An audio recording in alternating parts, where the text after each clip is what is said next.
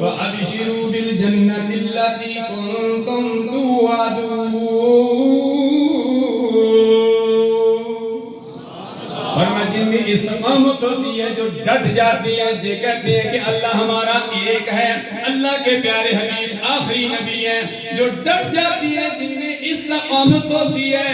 اللہ تبارک و تعالیٰ کے فرشتوں کا ان پر نزول ہوتا ہے، اللہ تبارک و تعالیٰ ان پر خوش ہو جاتا ہے، اللہ تبارک و تعالیٰ کی جب رضامندی ہو جاتی ہے، رب ذوالجلال خوش ہو جاتا ہے، رب ذوالجلال کی رحمتوں کا نزول ہوتا ہے، وہ دنیا میں بھی کامیاب ہوتا ہے، قبر میں بھی کامیاب ہوتا ہے، قیامت کے دن بھی اللہ تبارک و تعالیٰ کی بارگاہ میں جب حاضر ہوگا، امام الانبیاء علیہ تحیت والثناء جب سفارش فرمائیں گے، اس وقت بھی وہ بندہ رب ذوالجلال کی بارگاہ میں عرض کرے گا، رب ذوالجلال کے پیارے حبیب صلی اللہ علیہ وسلم کی خدمت میں عرض کرے گا، یا رسول اللہ صلی اللہ علیہ وسلم، جس مشن کے لیے دنیا میں میں گیا تھا، یا الہ العالمین، اسی مشن کے لیے میں نے آخری وقت تک امام شاہ نورانی علیہ رحمت کی زبانی مؤذن کا کام ہے آذان دینا،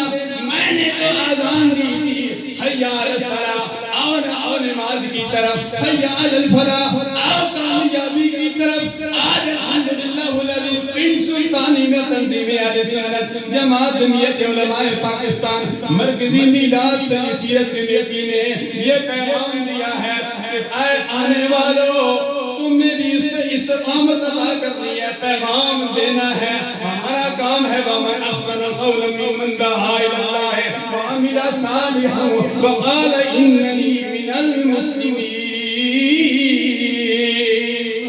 ہمارا کام ہے، ہم نے پیغام دینا ہے، ہم نے آذان دینی ہے، آؤ نماز کی طرف، آؤ کامیابی کی طرف۔ الحمدللہ امام شاہ نورانی علیہ رحمت بھی یہی آذان دیتے رہے، سن 1948 میں بھی آذان دی گئی، جب جمعیت علماء پاکستان بنائی گئی، سن 1970 میں پیر کمیٹی سیاہی علیہ رحمت جب صدر تھے، وہاں بھی یہ آذان دی گئی، ابھی ہم آذان دیتے رہیں گے۔ رب کی بارگاہ میں دعا ہے کہ اللہ آخری دم تک ہم سب کو